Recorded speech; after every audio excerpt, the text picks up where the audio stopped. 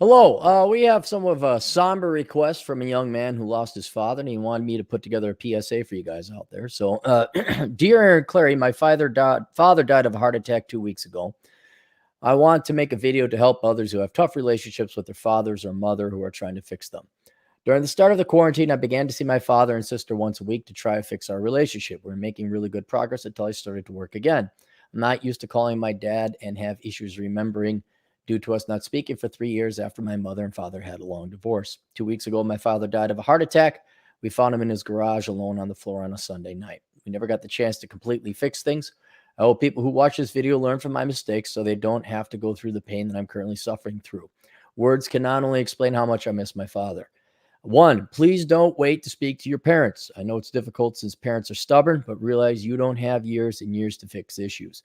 You have minutes and days since anything can happen.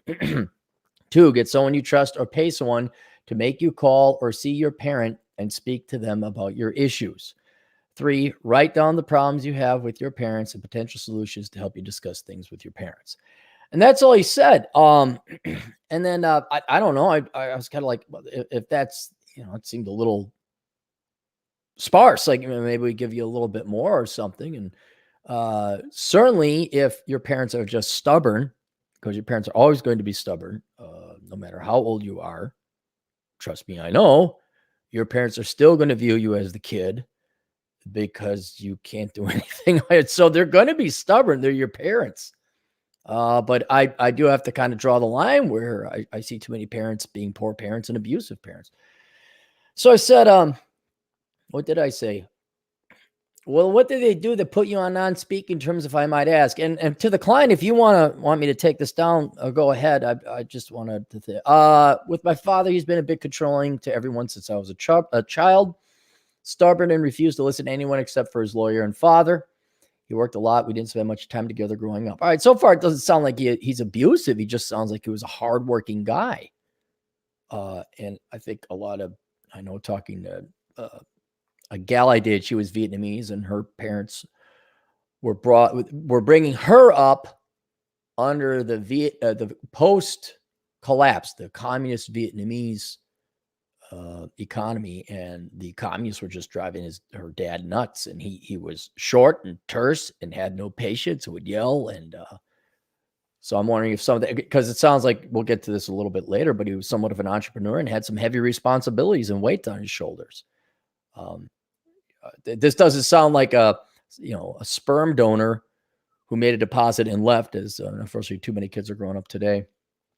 Nor does he sound like the present father that wouldn't say hello. So yeah, I could see being stubborn, but this doesn't sound like abuse or anything like that. As I got older, I didn't like the way he talked to me and tried to tell me what to do. I started working and taking care of myself, and he still tries to boss me around. My parents went through a lengthy divorce that really hurt everyone in the family. I begged him multiple times to give our mother the house we grew up in. He had multiple properties, so looking at it logically, one house to end a divorce out of 4 houses in the U.S. and a few in Mexico wasn't a bad deal. I explained to him we could move on and rebuild together, but he refused to listen to me once again. I was really hurt and angered by how much he would say he loved his children and he worked so hard to provide a better life for. He did. I got this paradox now. I mean, and this has always been a paradox. I've dated many women, and the handful of girlfriends I had said I work too much. I'm like, oh, I'm sorry. Do you have millions of dollars laying around? I mean, if he comes from Mexico, that probably wasn't a grand old time. He had to work hard for what he had. He had to work hard to get out of poverty. And not the side, I'm not picking, I'm just trying to explain and delineate between a father who doesn't care versus a father who's working so much because he cares so much. And he's bullheaded because this is how he got out of poverty. He knows this is how it works. This is how the machine works. By machine, I mean the machine he built to get out of poverty, which I presume is housing. Just because he wasn't there and he was working so much, he was probably working for you. So I'm aligning with your father because I've been there. Explain to him, yet in moments where I tried to reach out to him about the issues I had with him, he wouldn't listen. I stopped speaking to him for 3 years about how long the divorce lasted. Well, isn't that between him and your mother? I started speaking to him after, but it was difficult. I had a lot of resentment towards him. What made it worse, the first time I saw him again was on my birthday. One of the first things he brought up was business and working together. Well, yeah, he's got to have someone take over the estate, I'd imagine, or at least he's going to pass it on as an inheritance. Looking back, and I don't think maybe I overreacted, became furious that after 3 years of not speaking, he would bring that up so soon and left. Probably because he's like letting you make your own decision. I would travel to Mexico and see his family, wanted me to come with him, but I refused since we were still on terrible terms. I don't think that's terrible terms. It's just not speaking terms. I didn't want the family to see us fighting. When he would get mad, he would say some very hurtful comments to people out of anger, which would make dealing with him difficult. I was once told that I was no longer his son, which was before the 3-year period that I didn't speak to. Okay, well, yeah, then okay, that's uncalled for. Yeah, then you have the right to walk away. I was around 18. They began the divorce. I started hitting the gym again, and all the testosterone and body changes. Good. I became very angry and strict about things.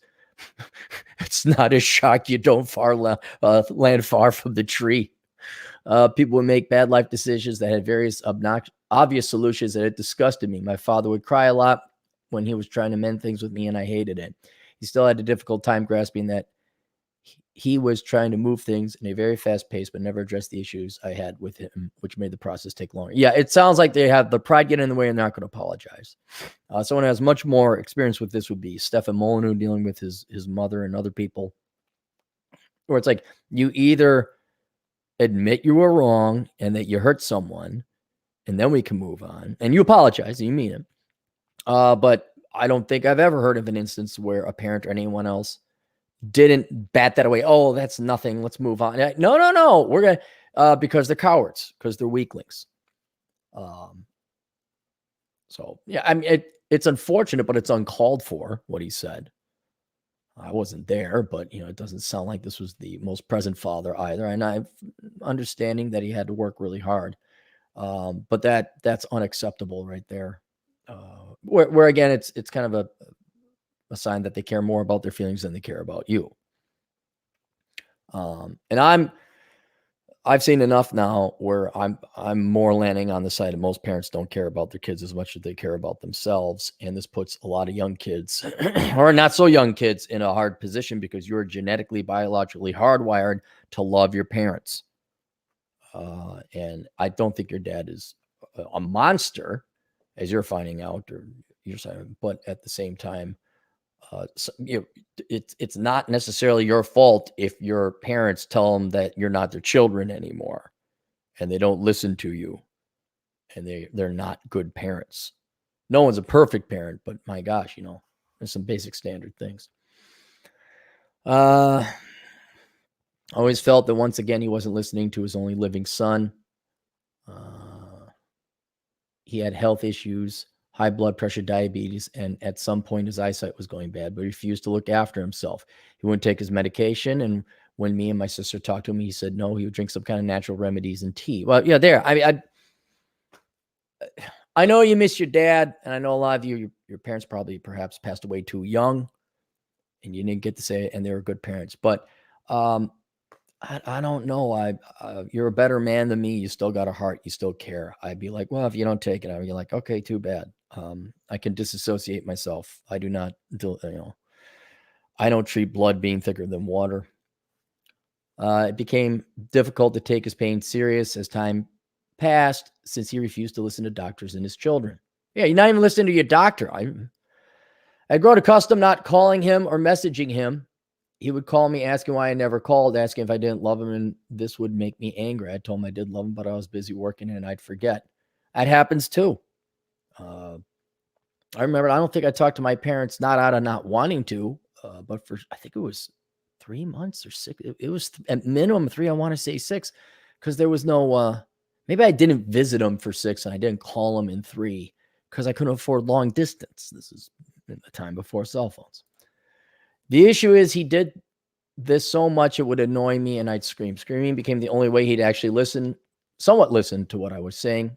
Once he told me in tears that when me and my sister screamed at him, it would literally hurt him. Well, I guess the pain could end if he started taking his medicine. Hearing him say that really makes me feel terrible. Well, that's not your fault. He put you in that position. But since I felt necessary to yell at him just so he'd take us serious, it made dealing with him difficult. Dude, I wouldn't even, that's so much pulling teeth. I don't care who it is. I'd be, okay, I don't care. Take your medicine or not. He would still call me, ask me why I wasn't calling him. I wouldn't be angry anymore, but I would keep forgetting since I wasn't accustomed to calling him. Quarantine came in. I really tried to fix things with my father, but it was difficult.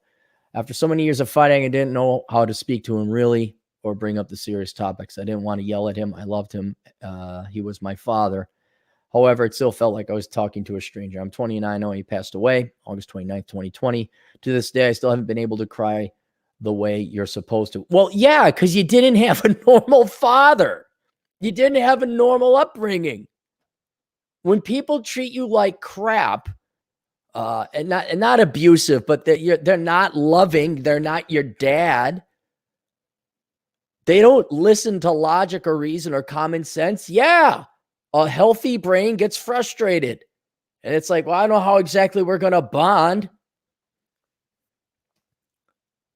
And I don't know how you can get invested in a person who isn't logical or sane and refuses to take their medicine and doesn't, heed other people, is so myopic that they're unaware that other people and other sentient entities exist, let alone their own children.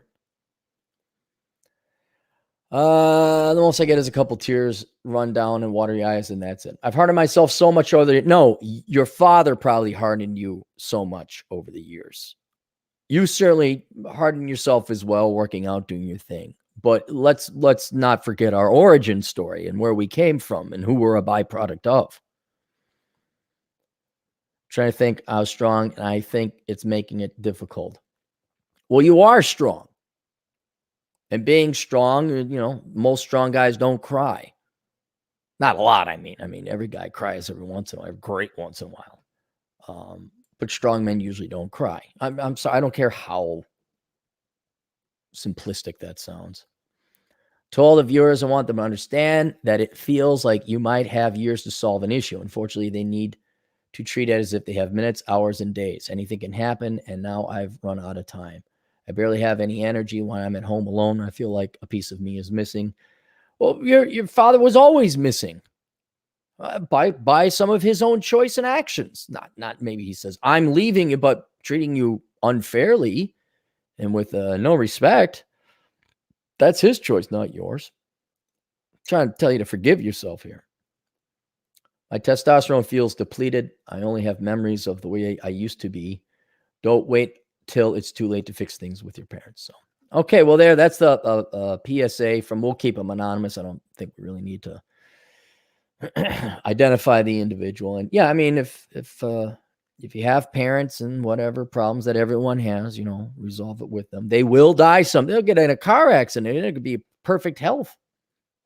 But at the same time, I gotta warn my audience, because of what I've seen. A lot of parents don't deserve what's it called? An amelioration. They don't deserve a resolution. They don't deserve fixing the issues, because sometimes it takes two to tango. They have to come to the table too. So I'm sorry for your loss. And by loss, I don't mean the loss of your father, but the loss of your childhood and the loss of not really having a dad or a marginally participating dad. And I feel real bad for you right now, man, for how you feel. And all I can say is you tried, man. You tried to the point you were yelling and screaming. And you went back and you tried to do it. He just wouldn't open the door. So if you can forgive yourself, not because it's the easy thing to do, but because your actions warrant that. You took action. You didn't just say things. You took action. And that's all anyone can do. And if your action went unheeded or unreacted to or ignored, that's not your jurisdiction. That's not your domain. That's not your fault. All right, that's it. Questions, answers, A-Hole Consulting. I'm going to save these super chats for something. We're not going to bring in we'll get that in Miss Super Chat section later. Toodles.